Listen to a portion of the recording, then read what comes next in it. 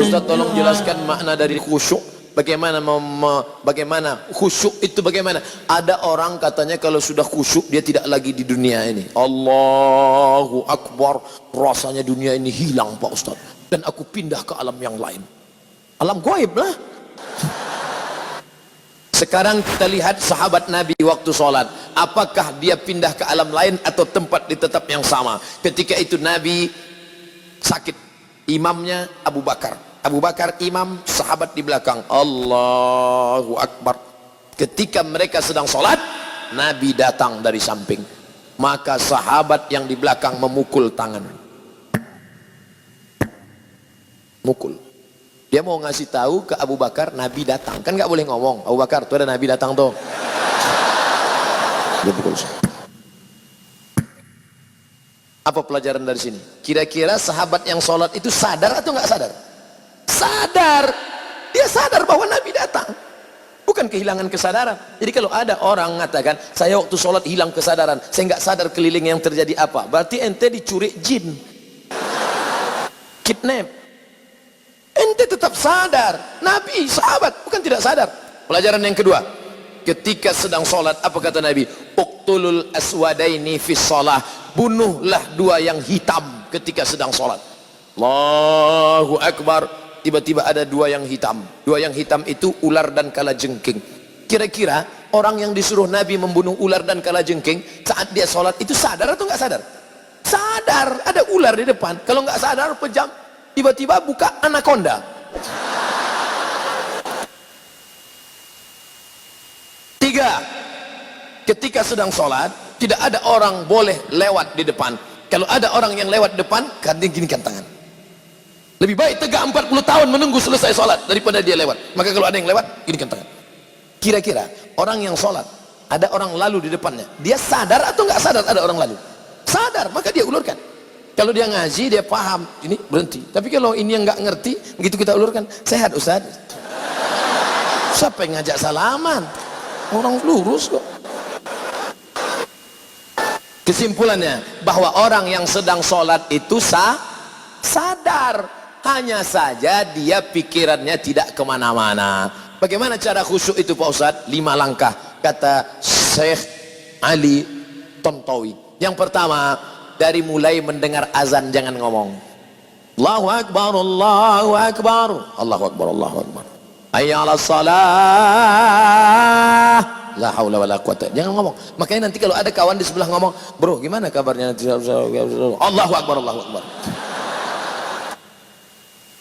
Kabarnya kemarin di internet itu kan isu Sianus, la haula wala quwata illa billah. Nah, lalu kemudian tutup dengan doa wasilah. Allahumma rabb hadhihi da'wati tammati wa salatil qa'imah ati sayyidina Muhammadan lil wasiyatil fadilah wa syarafa darajatil 'aliyatir rafi'ah wa ba'athu Allahumma maqama mahmudan alladhi wa'adta innaka la tukhliful mi'ad. 2, ketika berwudu enggak boleh ngobrol. Ambil air, yang ngobrol. Ini saya lihat banyak yang sedang ambil wudu ngobrol. Kan gua udah ngomong kemarin. Jangan, tapi lu nggak peduli sih. Nggak boleh ngomong.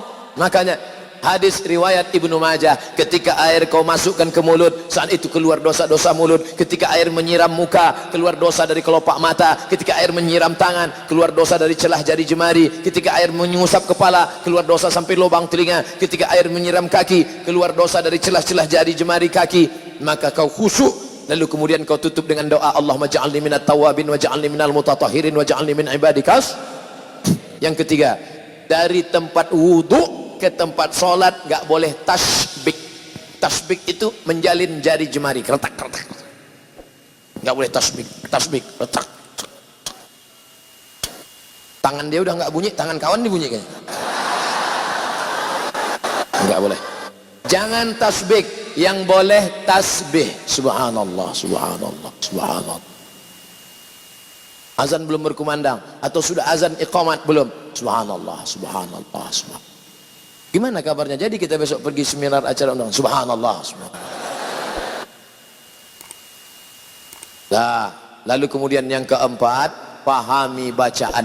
Saya tidak nyuruh menterjemahkan, yang diterjemahkan inna solati my praying, wa mahyaya my life, wa mamati my die, lillahi ta'ala, for you, oh my God. Bukan diterjemahkan. Bukan diterjemahkan. Jangan nanti ada yang menerjemahkan. Bismillahirrahmanirrahim. In the name of Allah, most gracious, most merciful. Tidak perlu kau terjemahkan. Yang penting kau paham saja, connect maknanya. Sama seperti ngomong bahasa Jawa. Saya bukan orang Jawa, saya orang Melayu dari Sumatera. Tapi ketika saya bahasa Jawa, saya tidak perlu terjemahkan. Pripun kapari Pak Apis uang perang-perang dinora teko kene. Gak perlu diterjemahkan. Ngapain diterjemahkan? Yang penting paham. Jangan diterjemahkan. Allahu Akbar kabira, walhamdulillahi katsira, wa subhanallahi bukratan wa asila, wajjahtu wajhiya lilladzi fatara as-samawati wal arda hanifan musliman wa ma ana minal musyrikin. Inna salati. Mata melihat tempat sujud. Makanya jangan mata, apalagi di masjid ini, mata kalau jelalatan, wah keramik, wah ini mahal ini. Wah, berapa ini? Apalagi nanti sholat zuhur, ini belum dibuka, melihat, wah Ustadz Somad sama Ustadz, wah ada pahit tren. Oleh sebab itu maka ini bahaya, makanya mata lihat di sana. Makanya kalau sholat ke masjid jangan pakai baju yang ada tulisan-tulisan. Ini sudah terlambat datang hari Jumat, khotib naik pakai baju tulisan, tulis ini. Emang masalah buat lo? Gimana orang mau sholat? Nah, jangan pakai tulisan. Ibu, kalau pakai mukena jangan yang terlalu rame. Ini mukenanya semua bunga, bunga matahari, bunga kenanga, bunga kemboja, bunga tai ayam, ada semua di sini. Ada teman yang sholat di belakang lihat, di mana belinya ini ya? Kira-kira harganya berapa nih ya? Ini benangnya katun Jepang atau Korea ini?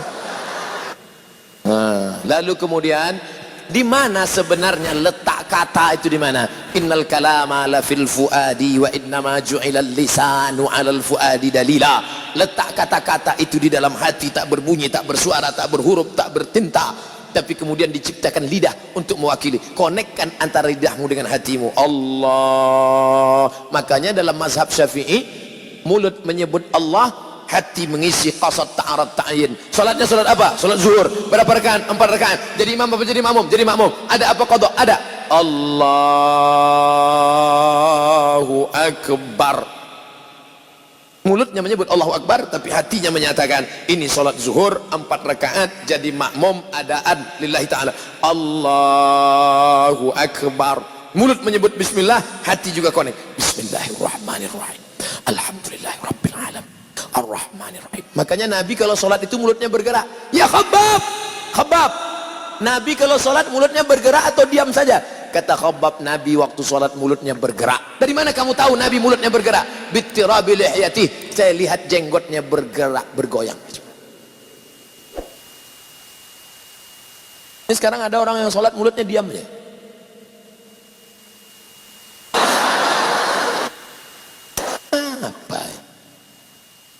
Berdoa juga bersuara. Ud'u rabbakum, bersuara, lirih, mulut bergerak. Ya Allah, tolong aku ya Allah, tolong anak-anakku ya Allah. Ini ada orang berdoa mulutnya diam ya. Rasanya tak perlu kusebutkan satu persatu, karena aku yakin kau tahu yang ku mau. Ustaz tolong jelaskan makna. Sudah. Apa hukum musik? Buka, pertama syaratnya beli 4 GB. Setelah itu tulis di www.youtube.com. Kau mau tanya tentang apa? Kredit, Somad kredit. Tanya tentang apa? Tentang musik, Somad musik. Tanya tentang apa? Politik, Somad politik. Pokoknya apa saja kau tulis itu, Somad LGBT, Somad narkoba. Enter, dapat video-videonya insyaallah. Sudah saya enter kok enggak nyala videonya Pak Ustadz, paket habis. Nah, tapi karena kau tanya saya jawab juga. Apa hukum musik dalam syariat Islam? Musik yang boleh solawat. Barakallahu lakuma wa baraka alaikuma wa jama'a bainakuma. Boleh. Itu kan doa untuk orang menikah, enggak salah. Atau lagu yang mengingatkan mati. Mati. Na, na, na, na, na, na. Untuk yang anak-anak muda. Kalau untuk yang emak-emak, bila Israel datang memanggil, jasad terbujur di pembaringan. Tapi lagu itu jangan dinyanyikan waktu acara pesta nikah. Berikut ini mari kita dengarkan satu lantunan lagu yang disampaikan oleh ibu-ibu dari majelis pengajian. Sekujur tubuh akan menggigil, sekujur badan kan kedinginan. Pengantinnya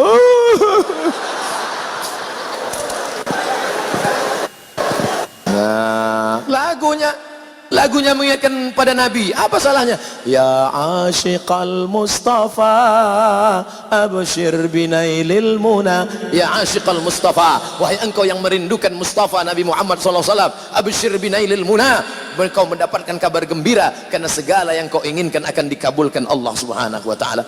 Apa salahnya? Maulaya salli wa sallim daiman abada ala habibika khairil khalqi kullihim.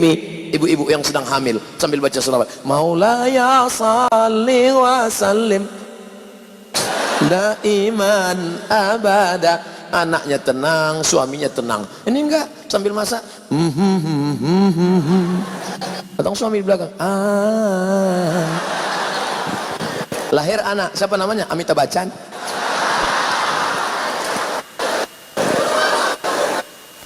Kalau puasa sunnah kan boleh dua niat. Kalau sholat sunnah apakah boleh juga Ustadz dua niat? Niatnya satu saja. Bapak niat sholat sunat qabliyah, kebetulan tertulis di dinding 2 menit, 2 menit, 2 menit, 2 menit, 2 menit, 2 menit lagi iqamat. Kalau tahiyatul masjid nggak dapat qabliyah, tapi kalau qabliyah otomatis dapat tahiyatul masjid. 2 menit, 2 menit, 2 menit, sholat qabliyah. Selesai qabliyah, loh kok nggak iqamat? Tanya pengurus, Pak pengurus, kok nggak iqamat? Jamnya rusak Pak. Makanya tanya dulu. Bagaimana jika kita menemukan uang? Oh ini enak ini. Uang itu kita masukkan ke dalam kotak amal langsung tanpa kita umumkan. Namanya luqatah. Luqatah harus diumumkan selama 1 tahun. Kalau selama 1 tahun tidak ada pemiliknya, itu milikmu. Makanya selama setahun itu kau berdoa supaya tidak datang pemiliknya. Pas hari yang ke-359, ya Allah, jangan sampai datang dia.